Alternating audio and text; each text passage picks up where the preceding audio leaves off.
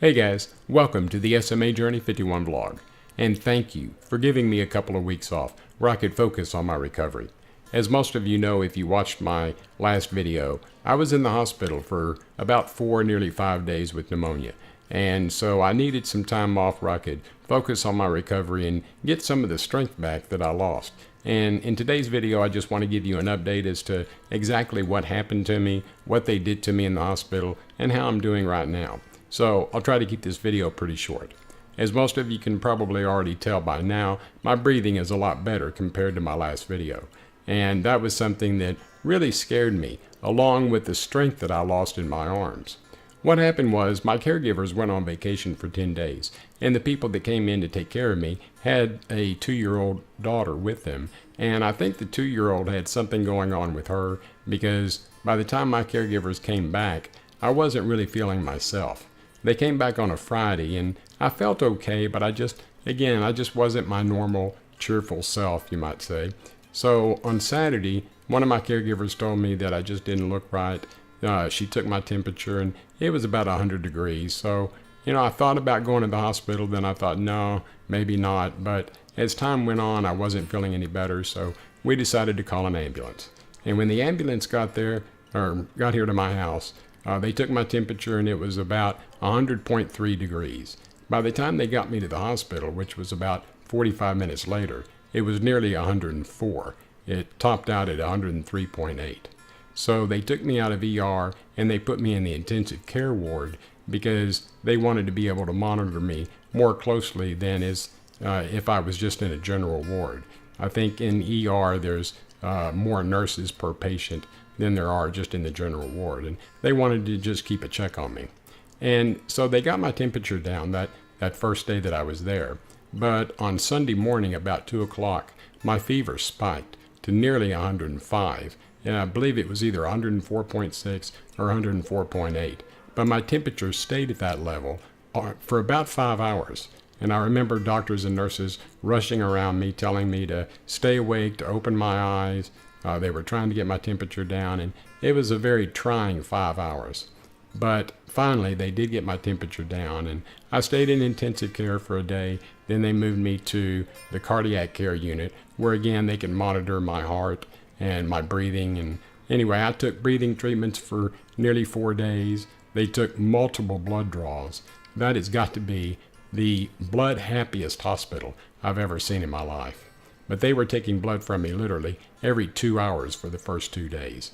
And then they took blood from me probably about 4 times a day for the remainder of the days that I was in the hospital. So anyway, by the time I got out of the hospital, I was extremely lethargic and extremely weak. And some of this was probably my fault because I wasn't hungry while I was in the hospital, and I probably took 9 bites of food the entire time that I was there. So when I got home, my arms were completely shot. And this is what scared me the worst, was that all the physical therapy that I've gone through and the Spinraza treatments, that I feel better, my arms were a little bit stronger. But for 3 days, from Wednesday, Thursday, and Friday, when I first got home, my arms were shot and I couldn't do anything. Matter of fact, one of my caregivers literally had to push my electric wheelchair into my bedroom and put me to bed because I didn't even have the strength to maneuver my electric wheelchair.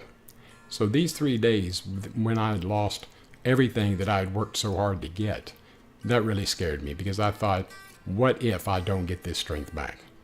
Well, I started eating better, I started taking my protein shakes, and on Saturday, my strength started coming back. And it took me about a week, but finally my arms are back to where they were before I got sick, and I feel great. My breathing is still just a little bit off, but it's getting better each and every day. And I wanted to also thank you guys for not abandoning me during that 2-week period.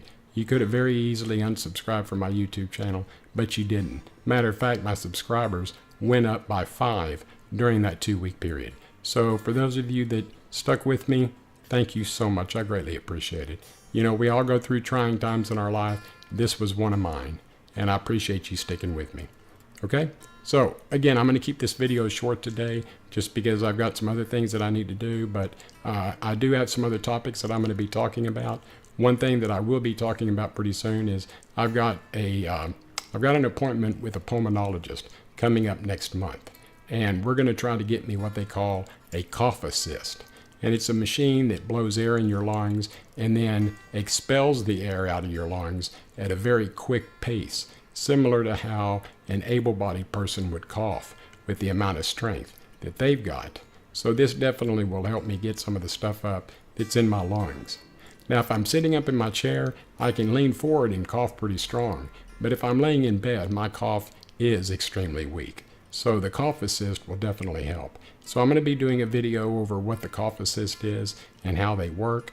But again, it's going to be a little while before I do that. But also, please send me your topics that you want me to talk about, because I've really topped out on all the topics that I can talk about for right now. I know I go back in about a month for my next injection for Spinraza, so I'll be talking about that.